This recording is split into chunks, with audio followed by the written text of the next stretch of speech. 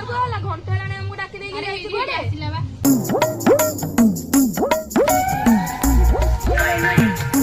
ଦେଖ ଦେଖ ଚେୟାର ଆଣିଛି, ଚେୟାର କଲର ଫେଡ ହେଇଯାଇଛି। ସେଥିରେ ବି ଲାଟିନ ଚପଲ। ଆକ୍ଚୁଆଲି ଏଟା ଲଙ୍ଗ ଲାଷ୍ଟିଂ କମ୍ଫର୍ଟେବଲ ଚପଲ ତ ସେଥିପାଇଁ ପିନ୍ଧିକି ପଳେଇ ଆସ। ଆରେ ମୁଁ ତ ସବୁ ଗାଁ ପିଲାଙ୍କୁ ଡାକିଥିଲି ତମେ ଏତିକି ଯୋଡ କଣ ଆସିଛ? ଆରେ ସେ ଚନ୍ଦା ଝିଅ ଚାନ୍ଦିନୀ କଣ ହେଲା ଗ୍ରୁପ ରେ ଖାଲି ବଡ ବଡ ମେସେଜ କରିକି ହାଁ ହାଁ ହଉଥିଲା ମିଟିଂ କଣ ପାଇଁ ବସିନି ଆଉ ମିଟିଂ ବସିଲା କାଇଁ ନାଇଁ ତ ସମସ୍ତଙ୍କୁ ଡାକିଥିଲୁ ହେଲେ କିଏ ଆସିଲେନି ଆମେ କଣ କରିବୁ? ଆରେ ସେ ବା ଭଲ ବହି ତାର ତ କିଏ ଚିତ୍ତା କାଟ ସିଏ କାନ୍ଦେ କାନ୍ଦେ ତା ତଣ୍ଟି ଚିରିଗଲାଣି ସିଏ କଣ ଆସିକି ବହି ପଢି। ହଁ ହଉ ସେ ସବୁ କଥା ଛାଡ। ଏଇ ବର୍ଷ ହବ 80 ଫୁଟିଆ ମୂର୍ତ୍ତି, ଅଣଛତ୍ର ଭୋଜି, 7 ଲକ୍ଷର ଟେଣ୍ଟ, 80 ଲକ୍ଷର ଡିଜେ, ଏଡେ ବଡ ବ୍ୟାନର। ୱେଟ୍ ଏଟା ଆମ ସାହିରେ ନୁହଁ ଆର ପଟ ସାହିରେ ହବ କାରଣ ଆମ ପିଲା କମ ନା ଆମ ବଜେଟ ଅନୁସାରେ ଆମେ ପୂଜା କରିବୁ। କାନ ଖୋଲିକି ସମସ୍ତେ ଶୁଣି ରଖ ଏଥରକ ଜଣଙ୍କ ପିଛା 1000 ଟଙ୍କା ଲେଖେ କଲେକ୍ସନ ହବ। ହେଲେ କଣ ସେଇଠି ଫୁସ ଫୁସ ଯାହା କହିବା କଥା ମତେ କହୁନୁ। ଯଦି ମୁଁ କଣ କହୁଥିଲି କି 1000 ଟଙ୍କା ଟିକେ ବେଶୀ ହେଇଯାଉନି? ହଁ ହଉ ତମ କଥା ରହିଲା ତାହେଲେ 800 କରିଦବ।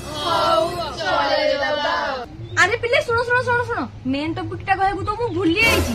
ଏଇ ବର୍ଷ ଯାହାର ବାହାଘର ହଉଛି ମାନେ ହାପିନା ଦିଦିଙ୍କର ତାଙ୍କଠୁ ମୁଣ୍ଡ 10,000 ଟଙ୍କା କଲେକ୍ସନ କରି ଘର ପୋଛାଡୁ ଧରିକି ପୂଜା ସାମଗ୍ରୀ ସବୁ କାର୍ଯ୍ୟ ସେ ବହନ କରିବେ। ଅନ୍ଧାରୁଆ ଦେଖିକି ନିର୍ଧୁମ ମାଡ ହବ ତା ସହ ଫ୍ୟାମିଲି ପ୍ୟାକ୍ ଗୋଇଠା ବିଧା ସବୁ ଅନଲିମିଟେଡ। ସବୁ ହେଲା ଯେ ଦିଦି ହେଲେ ଫୁଲଟା କେତେବେଳେ ଚୋରି କରିବାକୁ ଯିବା? ଶୁଣ ଗ୍ରୁପ ରେ ଗୋଟେ ମେସେଜ ଯିବ ରାତି 12ଟା ହେଲା ମାନେ ଠିକ ପିଙ୍କି ଘର ଦୁଆର ଆସିକି ସବୁ ପହଞ୍ଚିଯିବ କାହାକୁ ପର୍ସନାଲ କଲ ଯିବନି। ଶୁଣ ମୁଁ ଏକ୍ସ ଘର ବାହାରେ ନୁହଁ ଭଲ ପରିବା ଚାଷ ହେଇଛି ଫୁଲ ତ ଚୋରି କରିବା ତା ସହିତ ପରିବା ବି ଚୋରି ଧରି ପଳେଇ ଆସିବା ତା ପର୍ଯ୍ୟନ୍ତ ଗୋଟେ ବାଡିଆ ଡାଲମାଟେ କରି ସବୁ ମିଶିକି ଖାଇବା ଆଉ ଦିଦି ଭୋଜିଟା ହବନି? ହଁ ସାଇ ବୁଲି କଲେକ୍ସନ କରିଛେ ସମସ୍ତେ ଭୋଜି ମାଗିବେ। ହଉ କି କଣ କୁହ କଣ ଭୋଜିଟା କରିବା? ଭାତଟେ ହବ ବାଡିଆ ଡାଲମାଟେ ହବ ଖଟାଟେ ହବ ଆଉ କଣ?